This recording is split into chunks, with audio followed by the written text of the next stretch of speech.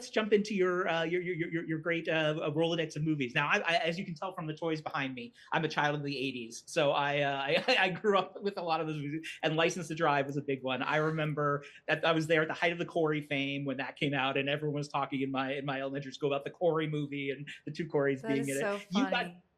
you got to Yeah, appear alongside them at a time when they were at that I height of that fame, and know. you were starting out. What did sort of Yes. being exposed to that level of fame teach you as a young actress at that time? Well, I mean, I was super excited to drive onto a movie, to drive onto the 20th Century Fox lot. I felt very cool working with the Coreys. They were in movies that I had watched and really liked. I mean, I felt like I was pretty innocent compared to them. They were a little bit more, I think, like, like experimenting with drugs, and I was just like super sheltered, suburban. But it was a great introduction to being in a film. They're both really talented, and it was super fun.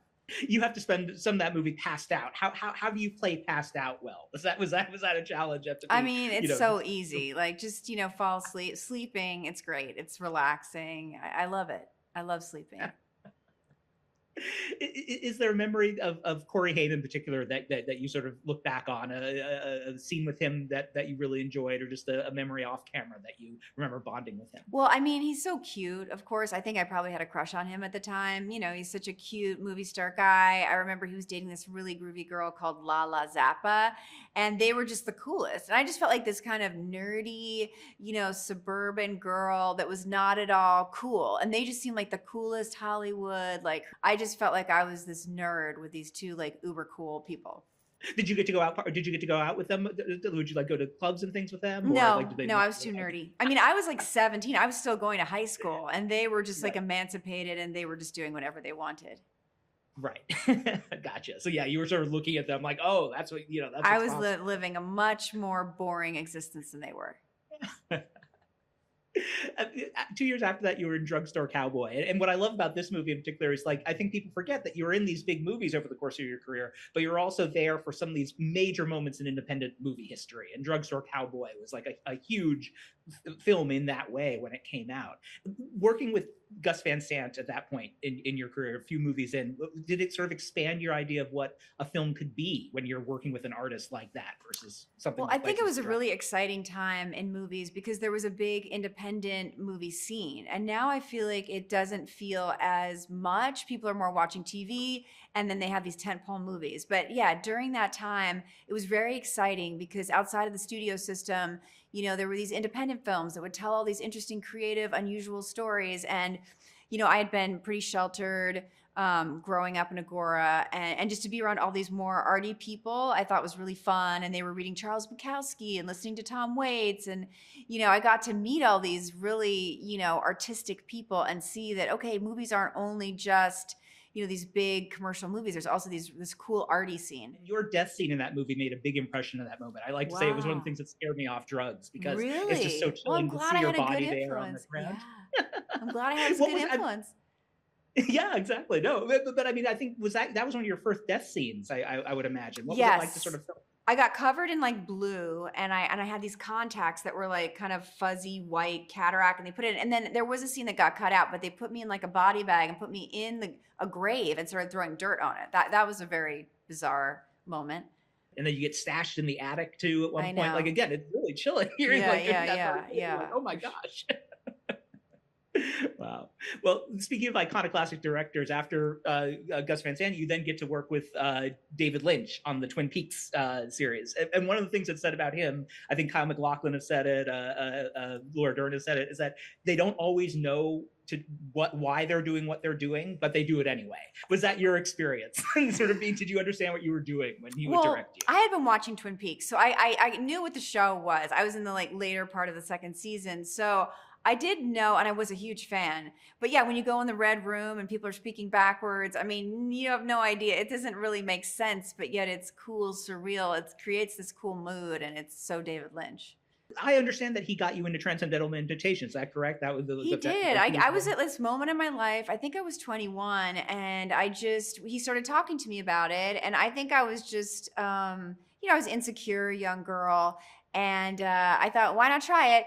And it's definitely made a huge difference in my life. I'm really grateful that I still do it every day. Do you remember the strangest piece of direction he gave you when you were shooting? Was there like one thing in particular you're like, wait, what? What does he ask me to do? I mean, I remember him saying, your character is like a Ferrari. It's like a finely tuned instrument, but it can fall apart at any moment because it's very delicate or something like that. So he had cool, like artistic ways of describing things. And I remember I went to his house to meet him and he was making some kind of project where it was like an art project where he had ants crawling over turkey and he was trying to get pictures of ants crawling over meat. I don't know. It was very bizarre.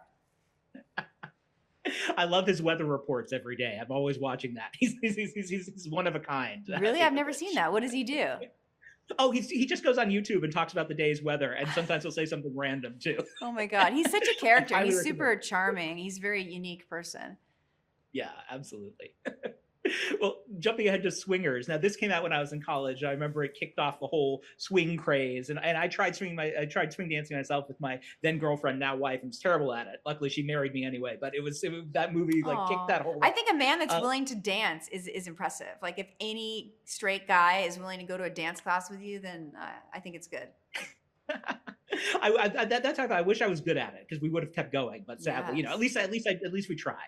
But doing that dance yourself, I mean, what was that like? Filming that one that end scene? It's such a great part of the movie. It was It's so fun. I mean, John Favreau, he taught me how to swing dance. I think we practiced for about a month before we shot. So we would drive over the Derby and he would teach me the moves and we would just get really like sweaty. And then he had a convertible and he would drive me home, drop me off.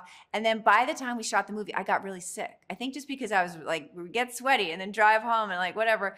So I remember just coughing and having this terrible cold. And even though that scene is kind of really fun and romantic, I was super sick.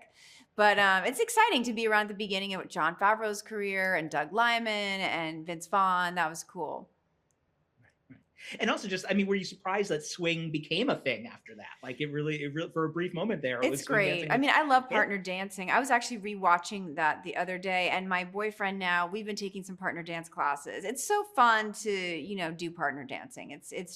I find it like super exhilarating. You guys should go back and try it more. Maybe I've learned a thing or two Yeah, yeah, all yeah. these years later. Well, I mean, it's interesting because in that part, you have a small part towards the end of the movie, but you're sort of the idealized dream girl there, and those have been roles you've played several times in your career. Do you try and find ways to make them relatable so they're not just these idealized, dream girl roles? Well, it's funny because when I grew up, I always felt very nerdy and I was kind of, I got really good grades and I was in advanced placement classes. So I always felt like I was like the unattractive, brainy nerd. So when I was getting roles to be, the attractive person, I was like, God, I don't know how this is happening. But of course, yeah, I think a lot of course movies are told from a guy point of view and they're seeing women as a certain thing. But when you're the woman, I definitely do try to bring, depth and specific, character traits to each role. With Boogie Nights, that's obviously another major independent movie that broke out in a big way. And watching again, it was funny. I was paying attention to Roller Girl in the background, and I would notice she would sort of zoom by, spin around, all this, and I was like spinning. And then it clicked in that you couldn't actually turn around in the way other people could. You would have to sort of spin to turn, and that gave me a whole new appreciation for what you had to do in that movie in terms of acting on roller skates the whole time. I thought that was really amazing. Your spinning is part of that, just making a turn basically. Yeah, I mean, to be honest, I didn't know how to roller skate when I got that job, and I had to take lessons. And it's a little bit death defying. And there's all these cables on a set, and the girl that was my stand-in, she totally bit it. Because it's hard. You're walking around all these stairs and all this stuff. But it was very fun. I mean, it's so fun to just always be on roller skates. It's just so you feel like this kid who's just like floating along. That movie has, I think, one of your first nude scenes in a film. Was that a difficult day when you had to shoot that scene, or any of the scenes where Yeah, I think that might have been my first time, and I was so nervous about it. But I was really grateful to be doing the movie. And Paul, we're like around the same age, so it felt like almost more like we were just like kids working together. And I mean, I had a great time making that movie, even though it is kind of terrifying to do a nude scene. did you feel like that there was equal opportunity for some of the nudity? Obviously, Mark shows himself at the end, but He is do you think wearing there a could be fake more? penis though, so it's not exactly. But no, I think that I mean at that point in my career, I was like beggars can't be choosers. You know what I mean? I wasn't like, oh, I have all these, I just thought this is a great script and I really thought he was an amazing talent and I just feel lucky to work with all those people. I mean, Julianne Moore, there were really good actors in it, so it just felt like it was going to be good. One of the reports from that film, anyway, is that Burt Reynolds had sort of a rough time on that set, and or at least after the movie was over, he wasn't comfortable with it. What are your memories of working with him? Did he seem comfortable while he was making it, or were you surprised when later on he didn't seem to want to talk about it as much? I mean, I think he had a lot of sports injuries, which he told me that he had to take painkillers for. And I think he might have been very uncomfortable, like in his body. I remember on our first read through, he really sweat a lot and he was like drenched in sweat by the end of it. And it's funny because I don't know, I was in my 20s and you're looking at this guy and you think, oh, he must be so confident. He's this movie star, but he looked really kind of ill. So, I mean, I don't know what his struggles are with pain management and things like that. Yeah, but that could have gotten in the way with He said he was in constant pain from old football injuries. So 1999, you have these two great comedies that are out. Austin Powers is the first one. Watching that again, that dance scene that you have with Mike Myers is a lot of fun. But I did notice Elvis Costello and Burt Bacharach are sort of serenading you. They're not in the same shot as you. Were they on set while you were doing that scene, or is that all filmed later? No, they were there. It was so cool. I mean, to meet these legends and work on a movie, and there's like Elvis Costello and Burt Bacharach and of course, Mike. It was so fun. I mean, there's always still a part of me that's still a fan, and I'm just excited to drive onto a movie lot and feel like I'm an actress and I get to do this as my career. It's super fun. In that dance, there's a quick moment where you sort of seem to lick lick Austin Powers, like that. Was that? He seems genuinely surprised. Was that improv on your part? Did he know I think I might have. Yeah, maybe I thought that was funny and did that in that moment. I do remember that. Yeah, that was really fun. Yeah, it's great it's fun to see you shock Austin Powers. Yeah. Camera, and you're like, wait. What was it like to see Mike in his fat bastard suit? Because you have to lie next to him in that one scene. He's such a good character actor. I do remember in the dance scene, there was a part where I basically balance him on my leg and he lifts his feet up and I'm like holding him up. That was kind of fun because I felt like, I'm strong enough to hold up this man. But no, him as the different characters, he's amazing. He has such a great imagination. And of course, he's slightly terrifying, but also amazingly funny as Fat Bastard. When he rolls over, did he actually roll over on top of you in that moment? How heavy was he? If that was the case? No, he just rolls over, and I think I like rolled off the bed or something like that. So you didn't get crushed beneath. No, I survived. The other movie from that year, obviously, is Bowfinger, and what's really fun about that performance, I think, is it's basically your Eve Harrington performance, like the way that Daisy climbs her way up the ladder. Yes, was that a reference point? I'm so proud of that movie. I think Steve Martin obviously is such a good writer, and Eddie Murphy is just such a comedy genius. And I love my character. I think I'm just so ambitious and conniving, and it's funny. Right. Yeah, it's a real All About Eve story. That's why I love you have your little All About Eve drama playing out while everything else is going on. Yes. I liked my bad acting too. Like, it was fun to play an actress trying to act who's kind of bad. Like, I thought that was very fun. Absolutely. And again, you're seeing Eddie Murphy play very different roles throughout that. He's sort of the movie star and then the nerdy guy. You get in that encounter for both. Did you feel like you ever actually saw him away from that, or was he always in character when you were working together? No, he wasn't always in character. He was nice, super nice. I mean, I didn't get to know him that well. But it's funny because when I worked in these comedies, I don't think I was as aware of like all of his body of work. And now I'm obsessed with comedy. So I mean, it's amazing what he's done. The nerdy character he plays is so great. I wonder if in that one scene you have with him, if it was hard to keep from laughing when he's doing his sort of thin voice and all the mannerisms. Like, when you saw him transform. We did so many takes, maybe the first time it's like, oh my God, it's so funny. But after you've done it like 8 times, you stop laughing. Right. You're like, okay, let's get on with it. We can do that. Yeah. Speaking of body language, I mean, how did you sort of hit upon that sort of that move that you do when you're in the movie and you're sort of shaking your hands? Well, I was thinking about Marilyn Monroe and how she's almost was like, if she becomes a character when she's acting, I can't imagine that that's her real personality. So it's like she's making up this character of what she thinks is sexy. And I thought my character would want to seem sexy. So she's trying to have like almost like how people who are American pretend like they have this fake European accent almost. Like I think she's trying to seem more exotic and sexy. Yeah, it's like Marilyn Monroe meets Natasha from Rocky and Bullwinkle. It's like silly, but she's like trying too hard, basically. Right.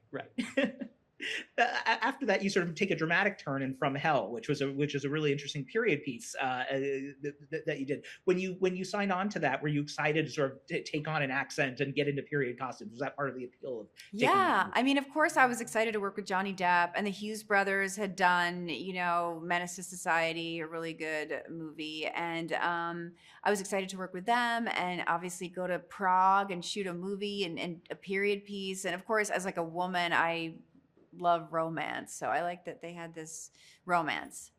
Oh yeah, because I was going to ask about that. The Alan Moore comic that it's based on didn't have that romantic element to it, so I wondered if like that was something that you were happy to have added or not as much. I mean, I The sort of love, I love romantic stories. I mean, I'm never sick of watching romantic comedies. So give me a good romance. I'm a typical woman.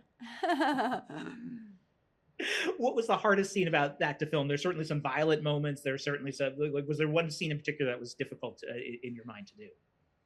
I mean, we shot it all at night. So, and it was in the summer. So there weren't that many hours of night. So we would go early and we would just sit there waiting for it to get dark. And then when it was dark, we had to shoot everything pretty quickly because then the sun would come back up. But it was, it's dark subject matter, but I'm glad my character survives. Yeah. That's right. Yeah, that's a nice little ending beat.